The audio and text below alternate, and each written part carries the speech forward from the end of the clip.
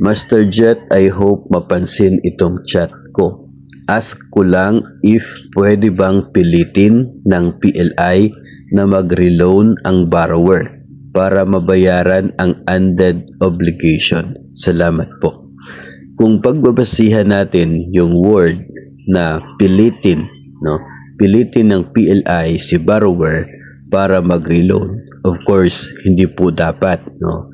Bawal na pipilitin ng isang PLI ang kanyang borrower para mag-reloan. Pero ang nakikita po natin na punto ng isa pong PLI para kanila pong parang pinipilit paulit-ulit na sinasabi kay borrower na mag-reloan dahil po sa pagkakaroon ng undead. Yung purpose po, yung point ng PLI ay doon po sa tumataas na interest o kaya ay penalty or surcharge ng inyo pong naka-undead na account. Kapag naka-undead kasi yon at hindi po ninyo binabayaran monthly yung amortization, walang nagiging payment every month. At dahil po mayroon tayong agreement with the bank na monthly magkakaroon ng payment through salary deduction, pero walang salary deduction kasi nasa undead, walang payment. So of course normal po na may mga penalties yan na charge ng bangko o kaya ay may surcharge pa or may additional interest. Depende po yun kung ano po yung nandoon sa disclosure statement ng bangko nung nirelease ang loan po ninyo. So dahil tumataas yung cost ng loan na nasa undead portion ng inyo pong payslip, dahil po dyan ay siguro pinapakonsider sa inyo ng PLI na mag-reloan. Kasi kapag nag-reloan, mababayaran yung mga penalties na yon at magiging bago uli ang inyo pong loan account. So, ganun po.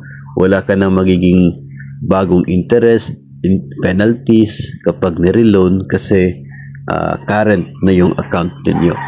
Ang question na lamang dito ay kung yun bang additional cost sa pagiging undead ay mas malaki ba compared sa cost kapag ikaw ay nag-renew ng inyong pong loan. Kasi kapag nireloan mo, yung loan mo sa kanila, meron talaga yung 6% na service fee doon sa gross amount. So kung 300,000 yung loan na yon, tapos nireloan mo, so 18,000 yung service fee. Ngayon, kung yung total interest penalties niya ay mas maliit, nasa 5,000 pa lang sa ngayon, hindi ibig sabihin mas costly kapag nireloan mo.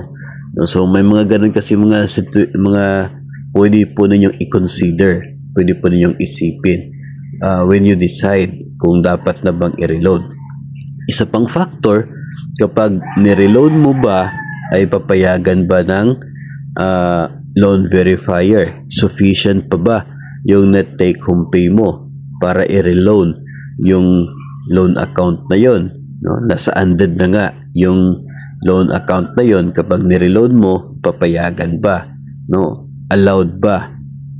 Makakapasok ba sa deduction? So yun po yung isa din pong factor na dapat din pong tingnan. Siguro pagpasok po ng salary increase, possible na makakapasok na yung deduction na yun.